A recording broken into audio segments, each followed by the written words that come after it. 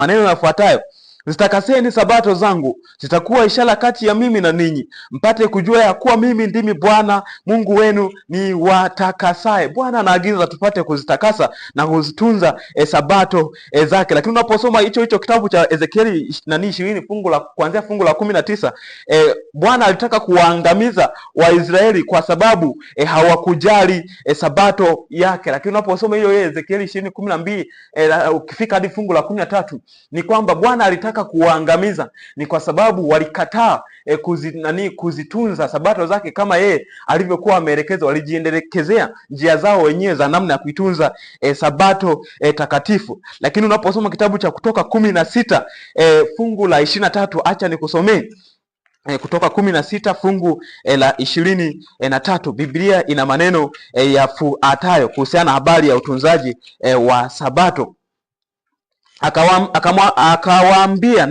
Akawaambia, ndilo neno alilonena Bwana, kesho ni starehe takatifu, sabato takatifu kwa Bwana.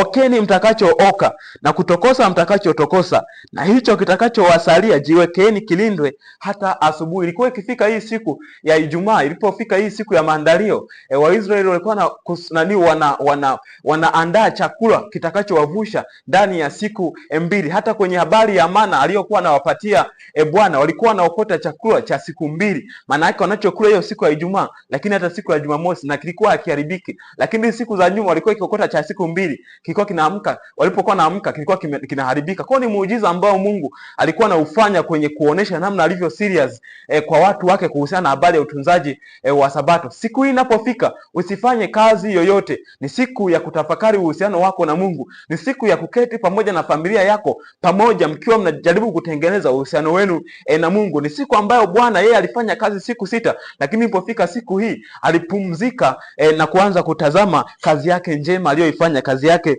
ya uumbaji.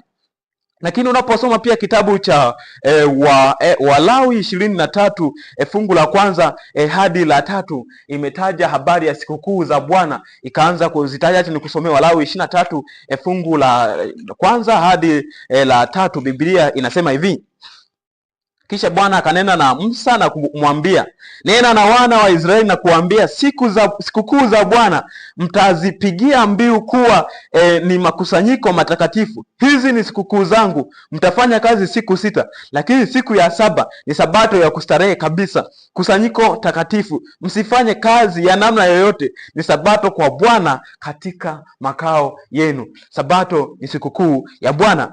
Lakini pia unaporejea kwenye kitabu cha Waebrania 4 fungu la 9, inasema kwamba basi imesalia raha ya sabato kwa watu wa Mungu. Ni kwamba Mungu alikuwa amewaahidi raha kwamba endapo wataamua kutembea katika njia za Bwana na wakashika amri zake, basi ndipo Bwana ndipo watakapojifurahisha katika Bwana, na ndipo sasa Bwana ataambatana na wao, nao watafurahia ahadi alizokuwa amewaahidi.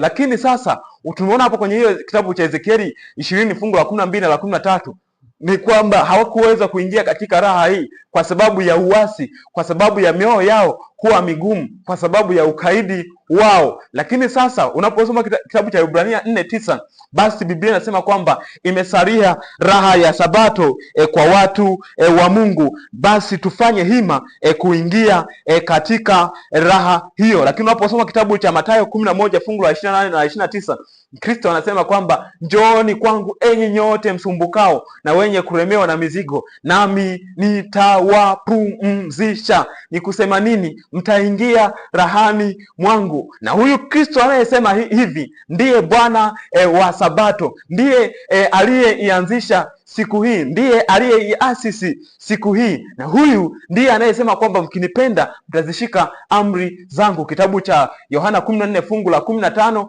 lakini pia kitabu cha Yohana 15 fungu la 10 pia ameelezea hili swala kwamba tunapompenda tutazishika amri zake. Ameahidi raha kwa wale ambao wataamua kuambatana na yeye, huyu Yesu Kristo. Lakini unaposoma kitabu cha Waebrania 4 fungu la 9, ni kwamba imesalia raha ya sabato kwa watu wa Mungu. Ni kwamba katika sabato kuna raha. Ni kwamba sabato inasimama kama sehemu ambayo watu wa Mungu wanapata raha ambayo imekamilishwa au inapatikana katika ukombozi uliokamilishwa, katika wokovu uliokamilishwa katika Yesu Kristo. Waisraeli wao walipata ukombozi, lakini haukukamilishwa kwa sababu ya ugumu wa mioyo yao. Aliweza kuwatoa Misri, hata nchi aliyokuwa amewaahidia, lakini walipofika kule, raha aliyokuwa amekusudia wapate hawakuipata kwa sababu ya ukaidi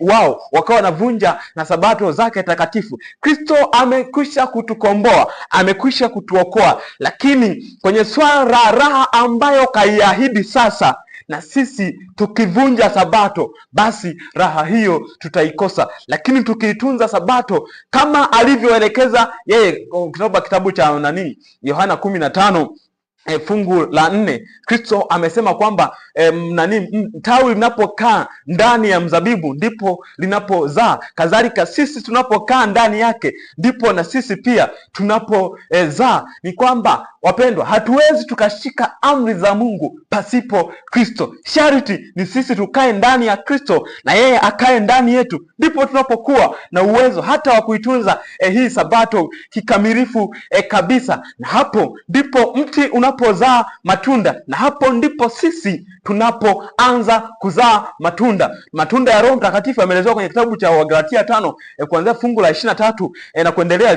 Yameelezewa kwamba ni upendo, amani, pamoja na mengine hapo yameelezewa pale. Haya yote ni matunda ya Roho Mtakatifu. Tunapokaa ndani ya Kristo, Roho Mtakatifu anaturutubisha, tunakuwa na uwezo wa kushika amri za Mungu, wa kutii maagizo ya Mungu, na hapo ndipo tunapozaa matunda. Tunaonekana ni watu wenye upendo, ni watu wenye amani, watu wastaarabu, watu wa taratibu. Ni kwa sababu sharti tukae ndani ya Kristo. Tunapokuwa nje ya Kristo, mti unapokuwa nje ya mzabibu, tawi unapokuwa nje ya mzabibu, haliwezi likazaa. Tunapokuwa nje ya Kristo, hatuwezi tukazaa, hatuwezi tukawa wakamilifu katika kumtumikia Mungu. Bwana akubariki. Lakini sabato ni kitu ambacho Bwana amekusudia sisi tuweze kupata raha kwa kuitunza sabato. Unaposoma kitabu cha Ibrania 3 fungu la 12 hadi la 18, ni fungu ambayo inatupa msingi. Kwa nini Waisraeli hawakuingia katika ile raha ambayo imeahidiwa na Bwana? Ni kwamba kwa sababu ya ukaidi wa mioyo yao. Imeelezewa kuanzia ile fungu la 3 fungu la 12 hadi la 18, imeelezea ni kwa sababu ya ukaidi wao. Hata sisi tunapokuwa wakaidi, hakika mji mtakatifu, hakika ile ahadi ambayo Kristo ametupatia ya kuweza kupumzika kutoka dhambini, basi tutakuwa tunaisikia tu na hakika hatutaingia. Bwana Yesu asifiwe. Unaposoma pia kitabu kitabu cha Kumbukumbu la Torati 5 fungu la 12 hadi la 15, sabato inasimama pia kama ishara ya ukombozi na ya ile raha mtu anayoipata kwa kupokea wokovu kama ulivyokamilishwa katika Kristo Yesu kwa kumwamini yeye. Unaposoma pia kile kitabu cha Mathayo 11 fungu la 24 na 29, ndipo Kristo sasa baada ya kutukomboa anatuita sasa tuje na mizigo yetu ya dhambi, na yeye yupo tayari kutupumzisha. Lakini huyu Kristo, ukisoma kitabu cha Mathayo 5 fungu la 10 kuanzia fungu la 17 na kuendelea, Kristo anasema kwamba yeye hakuja kuitangua Torati wala manabii, bali alikuja kuitimiliza. Kristo hakuja kubadili sabato. Kristo alikuja kutuonesha namna sabato inavyotakiwa kutunzwa. Anasema kwamba kila pando asilolipanda Baba yangu mimi nitaling'oa. Ni kwamba namna ambavyo Wayahudi pamoja na watu walivyokuwa wamejaribu kujiwekea mapokeo kwenye namna ya kuitunza sabato, Kristo sasa alikuwa amekuja kuyaondoa. Alikuwa amekuja kutuonesha namna sabato inavyotakiwa kutunzwa. Bwana Yesu asifiwe. Sabato ni amri takatifu, sabato ni amri ya Mungu. Lakini unaposoma pia kitabu cha Ezekieli 20 fungu la 12 na la 20, tumekwisha kuona sabato pia ni ishara ya utakaso.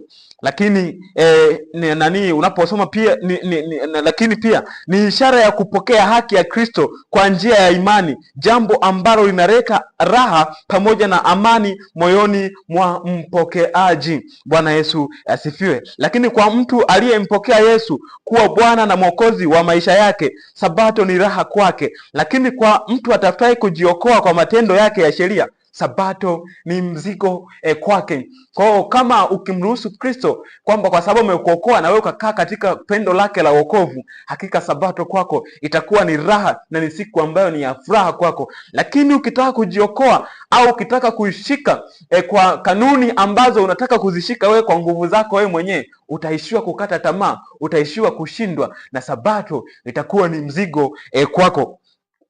Lakini sasa kunakuwa na jambo ambalo